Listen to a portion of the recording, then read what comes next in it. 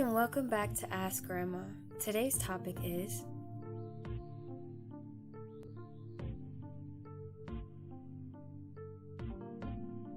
afternoon, and how are you today?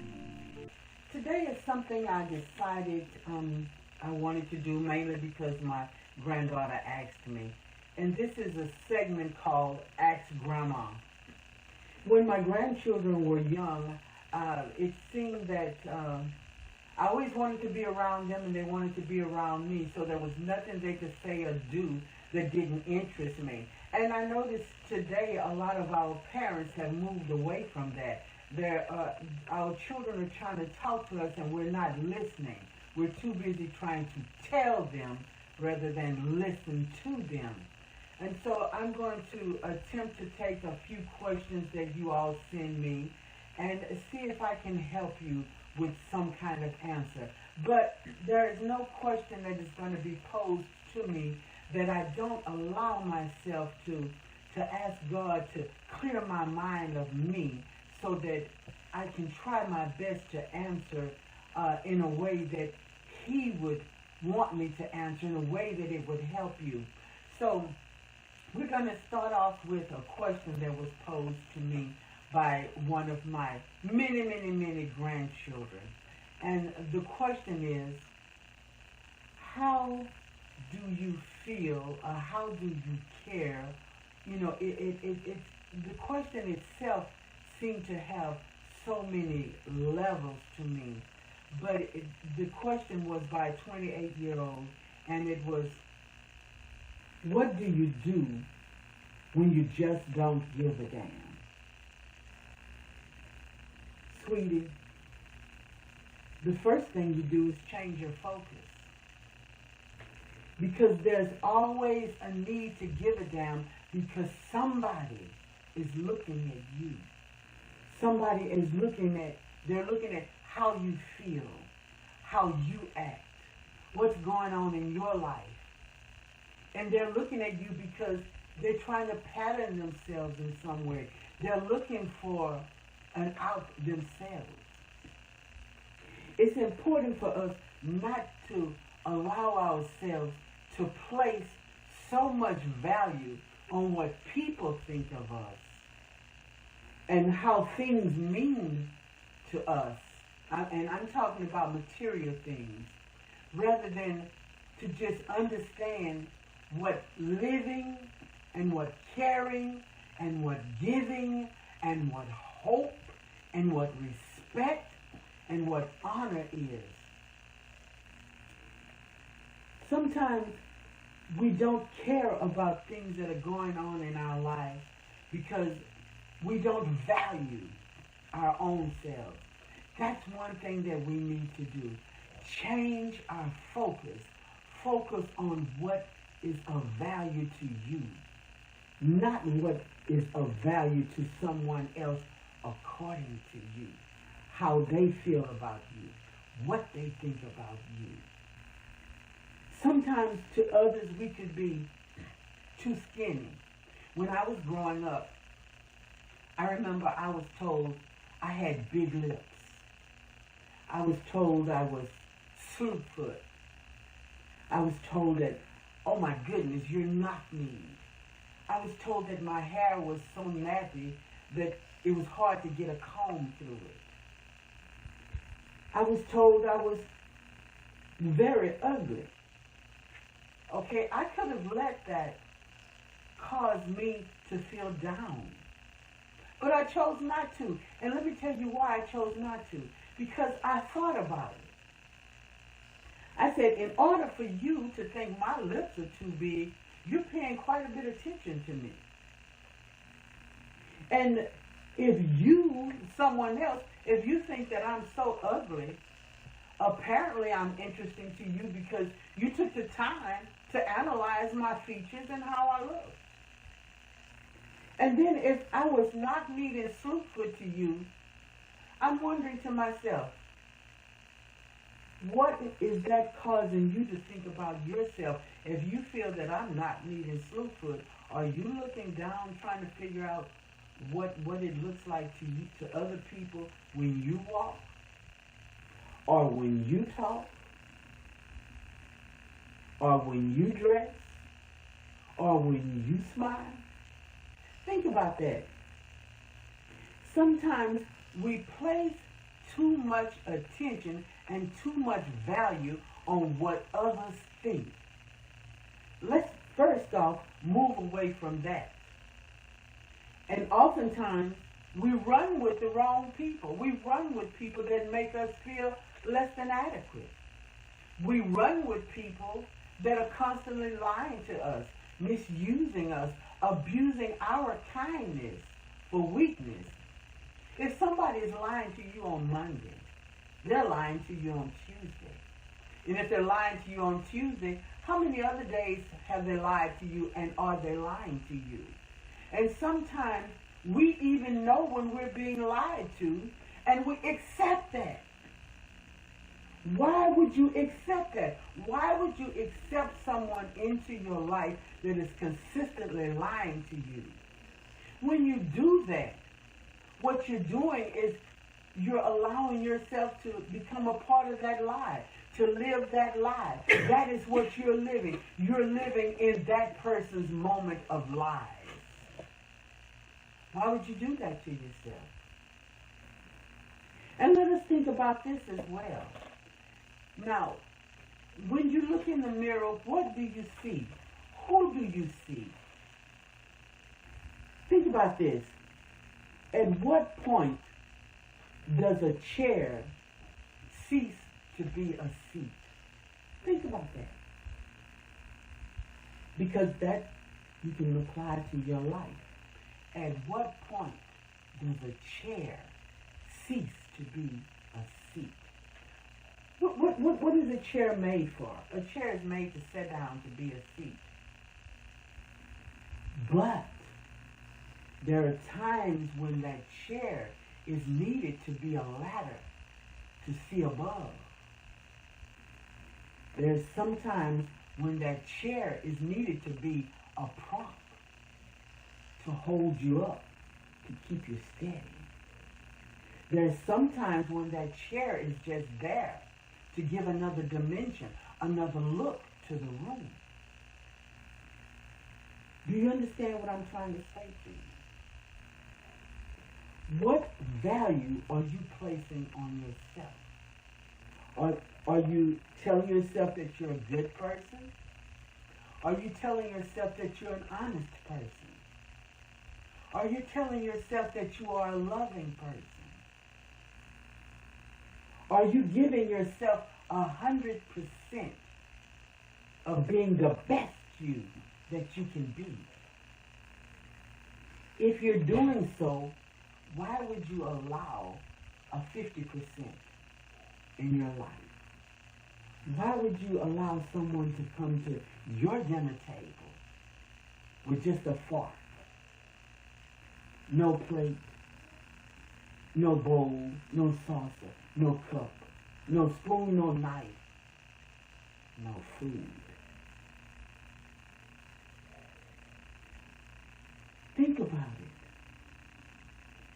What is, and I'm going to continue to say this to you, what is the value you're placing on yourself? If you're giving someone respect, no matter how they talk to you or what the situation is, you're standing before them, you're talking to them in a calm and a pleasing manner. You're trying to get your point across as you listen to their point. But they're standing in your face, howling and spitting all in your face and shouting and trying to tell you, listen to me, but they're not listening to you. Why would you put up with that? Definitely that person is not giving you the same respect that you're giving them. What in that moment is the value that you're placing on your life, on who you are? In order not to give a damn, you have to give up. But if you wake up daily and you see a brand new day, a day in which to correct, a day in which to love more, honor more, respect more, care more, to be kind to someone else. You do give a damn. And you have to. Because, number one, if you didn't give a damn, you wouldn't care if a baby cried, do you? Is there a concern as to why the baby cries?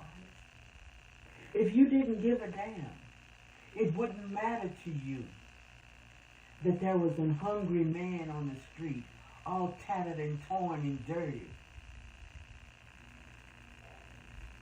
That wouldn't matter to you, does it? You wouldn't want to see a helpless animal trapped, unable to free itself, would you?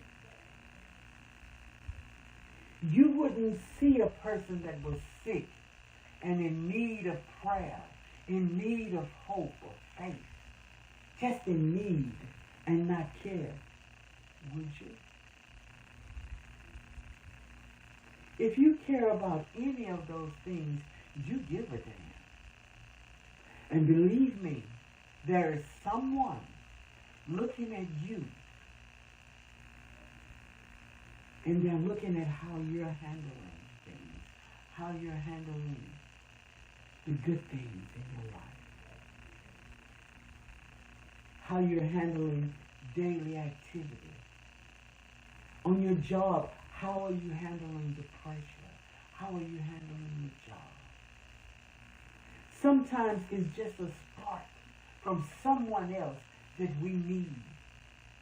You need that spark from someone, and someone needs that spark from you. So I challenge you to change your focus. Don't focus on so much on what gets you down. Focus on what brings you up. Don't let people misuse you, run amok in your life.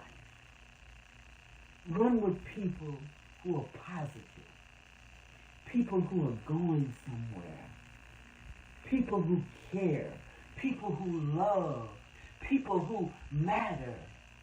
Sometimes you won't find that in your family. You may find that on your job. You may find that at the grocery store. You may find that at your church. You may find that in other friends' homes, in other people. But for me, I've always found that in my family. Because it never mattered to me growing up how I was treated by anybody in my family. My choice was to love them in spite of. Love them because.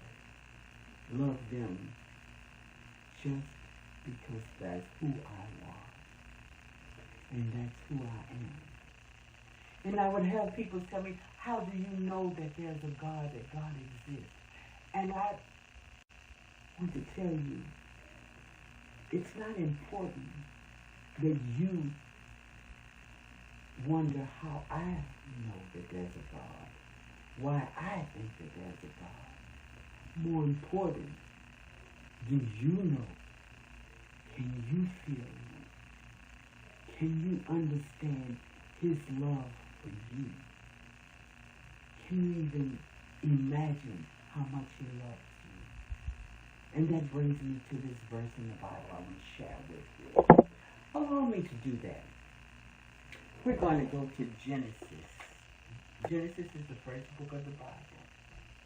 And as I was growing up, I read this one day. And I thank God that I found it and I read it, because it gave me joy and it gave me hope. And it's Genesis chapter 2, verse 7. And the Lord God formed man of the dust of the ground and breathed into his nostrils the breath of life, and man became a living soul. And I said, thank you, Father. If God took the time not only to form me in my mother's womb, but he also took the time to breathe air into my nostrils, which meant when I was born alive. From the time we are born to the time we die, it is our business to live. I cannot live your life. I definitely will not allow you to tell me how to live mine. Because God gave this life to me. And I'm going to do the very best I can with it. That means from now until the end comes, I'm going to be about my Father's business. And that business is to live and to love. To love him, to love you, and to love me. And if I'm going to allow myself to love you, then I am not going to allow you to mistreat me. So how do I go on even if I don't give a damn? I change my focus. I don't allow my focus to be on the negative. I focus on the positive.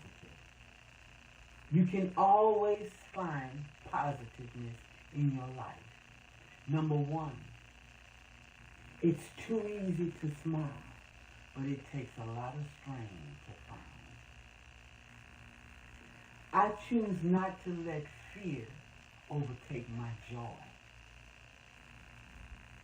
I choose not to let hatred overtake my love. I choose not to let trouble overtake my ability to move on. You see, I sat outside one day and I realized the beauty of God. I saw trees all around me. I felt the air. I couldn't grab it. I saw trees, just green trees all around me. But you notice one thing that I noticed? That not one of those green trees was the exact same green as the other. Come on now, who can do that? Who does that? What color do you have that you can do this? That you can be surrounded by hundreds of trees, and every tree that is green, you see a different green. How many roses have you seen? Have you ever seen a dozen roses? But was every rose the same red? White lilies. We can see a variety of flowers. And each and every day that we see a flower that God has made, it has shown more beauty than the last.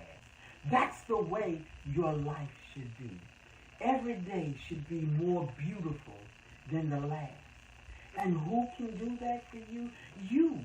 Open your eyes, open your heart, open your mind. Surrender to God. Give him an opportunity to show you what he can do. There's another phrase that I love. Is when you've done all that you can do, just stand. Stand. Stand and watch the glory of God. If you try to do everything on a daily basis, if you try to do everything yourself, not opening up for a little help every now and then, especially from our Father in heaven. Sometimes trying to do everything yourself can pose a lot of pressure on you. Move on to the next thing. If you're cutting a steak and you're trying to eat this steak and this steak is too tough and you have a plate full of rice and gravy or potatoes and gravy or squash or beets or spinach, are you going to spend all day trying to cut that piece of steak? Not me. I'm going to get a little potato, get a little squash, get a little rice, get a little gravy, have a drink or two. But I'm not going to sit there and dwell on the thing that does not give me pleasure, the thing that hurts my heart, the thing that makes me feel as if I'm suffering. Now, I've come today to you, my loved ones, just to say, give it a try. Don't give up so easily. Don't just throw everything in the basket and walk away. Pay attention to the things outside the basket, outside the door. Look outside. Feel the air. See the colors. Enjoy the smells. Don't shut yourself up into a square and stay there. Allow yourself to be open to the beauty. Whenever you see ugliness in front of you, turn and focus on the beauty. It's there, you have but to look. So, next time you ask yourself, loved one, how do you care or how do you go on when you just don't give a damn? Just change your focus. Take your focus off of yourself. Give prayer or hope to someone who needs it. Offer a kind word to someone. Give a smile. When you see somebody walking and they have a frown on their face or they're looking so outdone or tore down and you're feeling the same way, look at that person and smile. And when he or she smiles back, tell me that doesn't cause you to smile as well. Learn to look for the smiles in life instead of the frowns. Loved one, change your focus. Don't let the things that hurt or the people that hurt and bother you devalue you. You place the value on your life. You qualify you. Do not let negativity qualify you. Open up to positiveness. Allow that to qualify you. And so for today, the best thing I have, the word I have for you with that question is, don't let negativity qualify you. Don't let irresponsible people who don't care about you, don't let them point value to your life. You grab value to your life. You change your focus. That means the people around you, your outlook, and the things that give you comfort. Look for the silver line. Look for the silver line. And another good thing, never let your circumstance or your situation change the promise. And the promise is happiness, goodwill, a good life, positivity, beauty, love, and most of all, God cares. He's there. Do not let your situation cloud your outlook. You grab a hold of that outlook. You place joy there. You place love. You place hope. You place understanding. You place joy. Remove fear. Replace it with joy. Go out and make this a good day. Make it the best day so that you can see your way through to tomorrow, to an even brighter day. Until I see you again, loved one, be happy. Look for the silver lining.